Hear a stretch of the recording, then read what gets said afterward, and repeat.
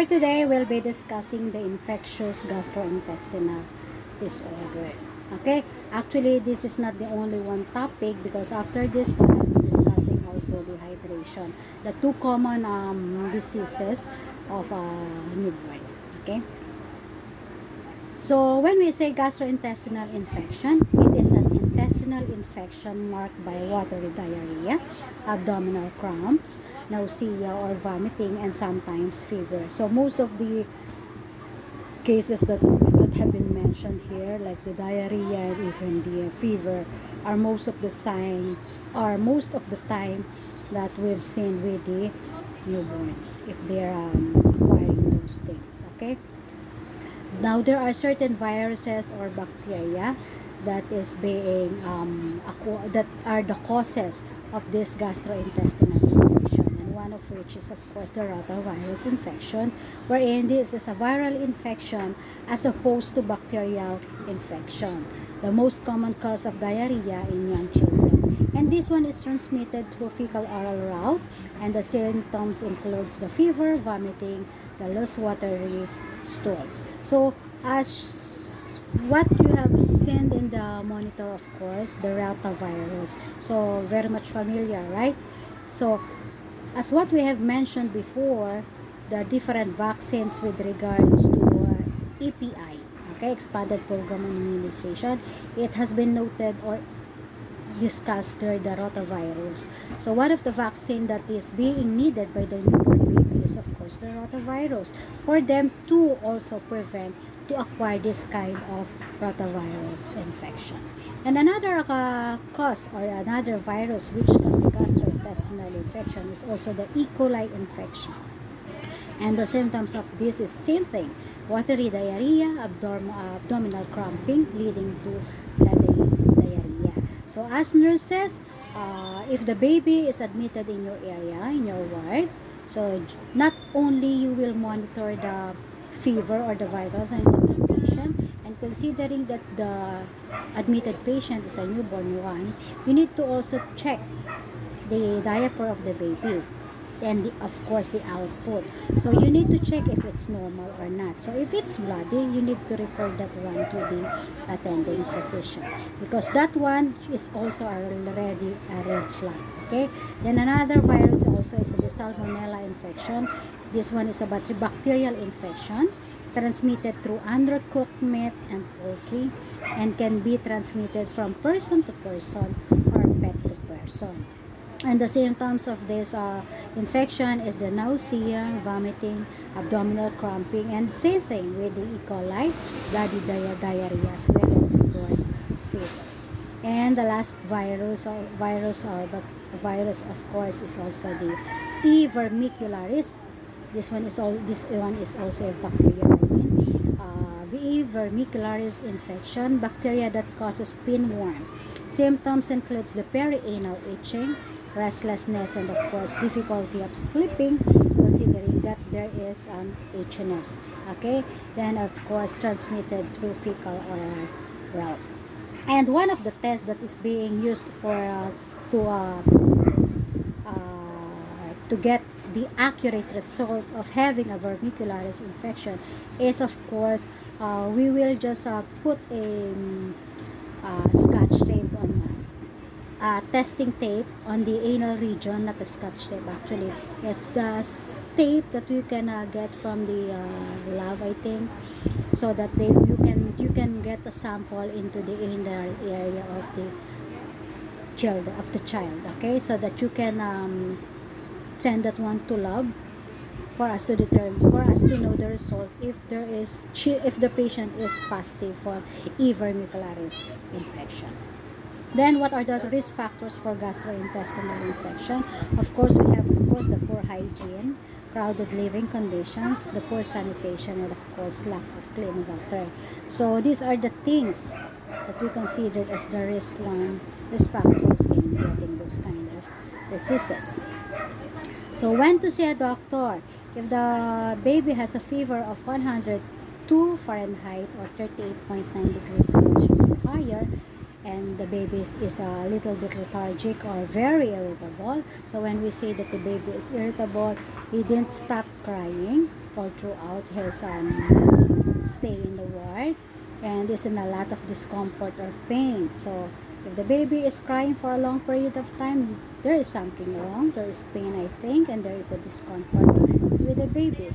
And another thing that should be observed also is the bloody diarrhea. And the last one also is if the patient is also is also dehydrated. So what are the nursing care that we need to discuss with the mother, or the health teachings that we need to share with the baby's mother? Of course, we need to instruct them that the patient should get a complete vaccine, to include, of course, the rotavirus, considering that this one is one of the infection that the child can get. Okay, and another thing is, of course, the oral rehydration solution, wherein if there's no meds, and if the parents cannot afford to buy the meds for a certain kind of disease, they should also acquire this solution, the oral rehydration solution, by combining the salt and, of course, the sugar in 1 cup of water. But if in case that one is newborn, might as well ask for the pediatrician for Pedialyte, because that's the only safest way that you can give to the newborn or the infant.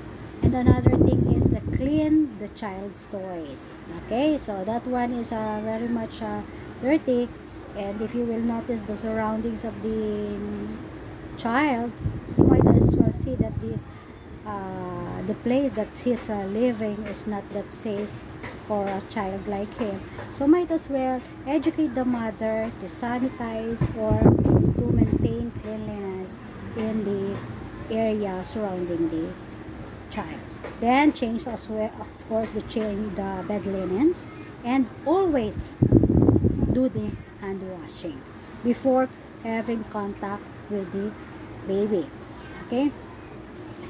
Then another topic that we will be discussing is the dehydration in babies. So this is a common condition when there is not enough fluid in the body, and we have the categorization of the dehydration. Of course, we have the mild dehydration, wherein there is a weight loss of up to 5%, and capillary refill is slightly longer, over 2 seconds, and there is also slight thirst. Another is, of course, the moderate dehydration. So the weight loss here is up to 9%, and slight tachypneic, dry mucous membrane. So how are you going to check for the dry mucous membrane? So you know that one already. So there is also slight increase in pulse. Okay, so knowing that there is also dehydration, expected that there is also a fever. Okay, slight increase in pulse, same thing, and of course decrease amount of tears kasi nga dehydrated yung pasyente. And another thing is, of course, the severe dehydration. So when we say severe, there's also a weight loss of over 10% and a capillary refill over 4 seconds. So as you can see, from mild, it's only the capillary refill is up to over 2 seconds. Then the moderate is up to how many? Meron ba siyang nabanggit dito? Capillary refill. No, the severe is up to 4 seconds. So that's very long, okay? And also there is a tachypneic tachycardia, and of course orthostatic hypotension. And also a extreme thirst. No thirst, and very much noticeable, of course, is the sunken eyeballs, and of course the fontanelles. And to include as well the anuria, or the absence of urine. So how common is dehydration in babies? Of course, babies are more prone to dehydration than adults, especially when they have stomach infection. Okay?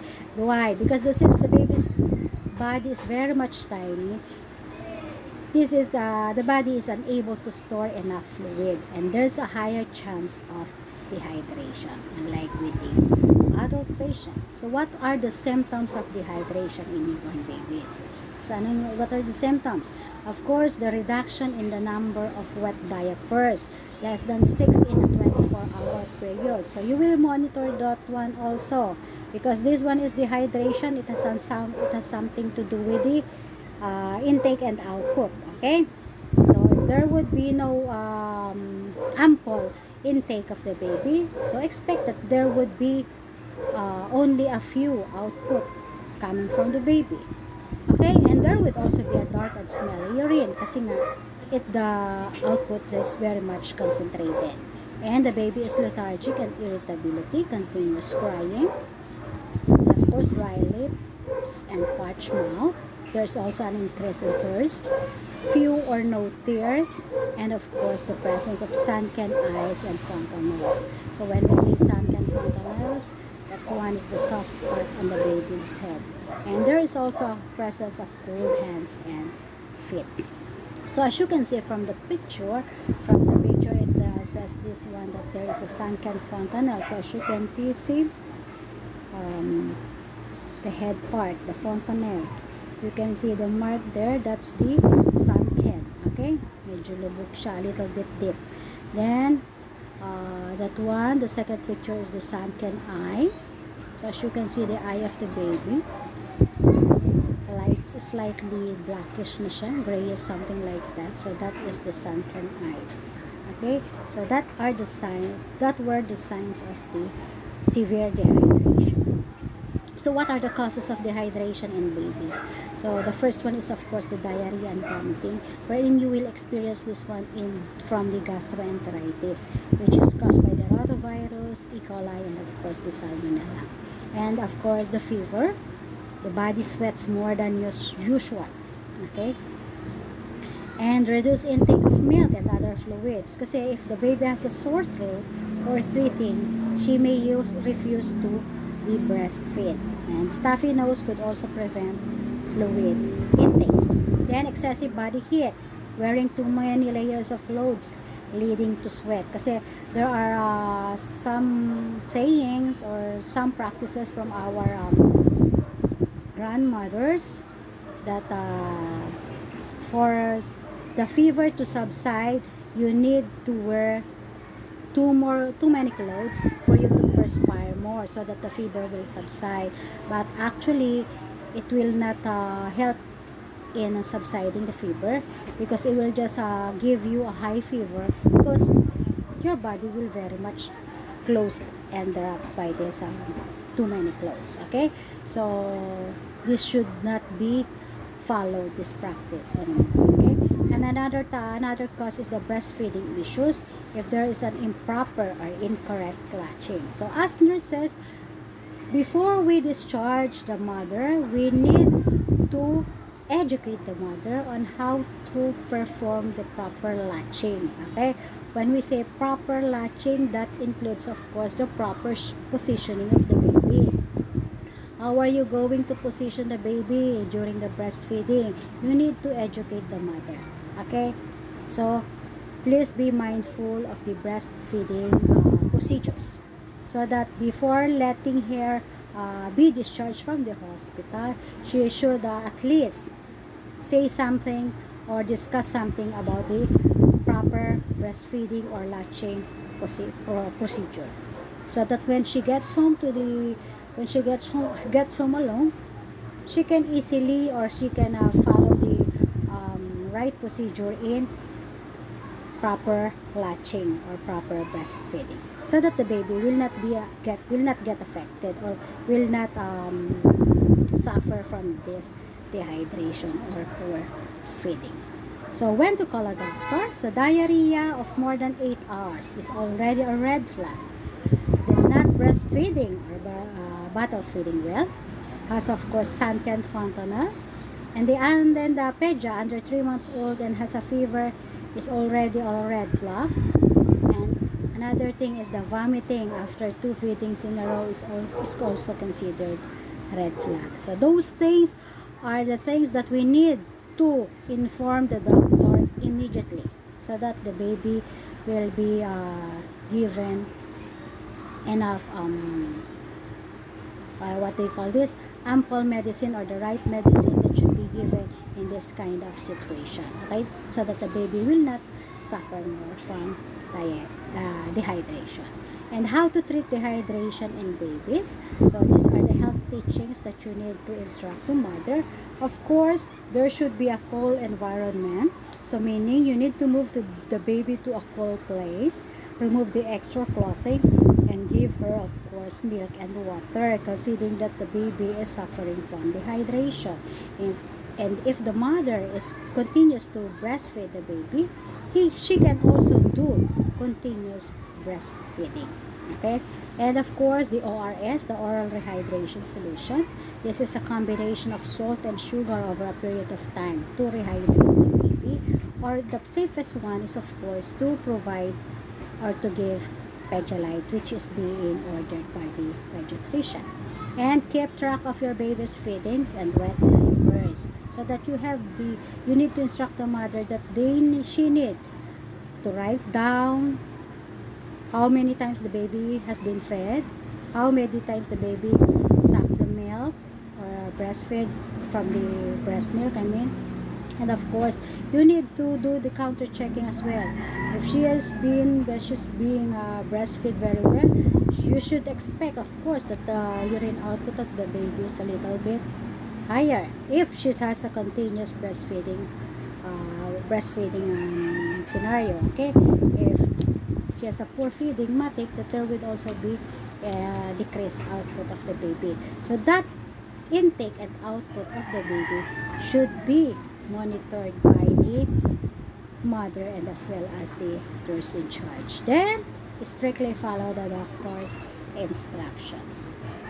Okay, so that's it for today. So I will not ask you anymore for a return demonstration with regards to this. I'm just giving you this topic just to have your knowledge on these two kinds of diseases that might infant or the child will acquire: the gastrointestinal infection or the gastroenteritis, and of course the dehydration. So thank you very much for your time, and hope to see you by after your midterm examination. So thank you very much.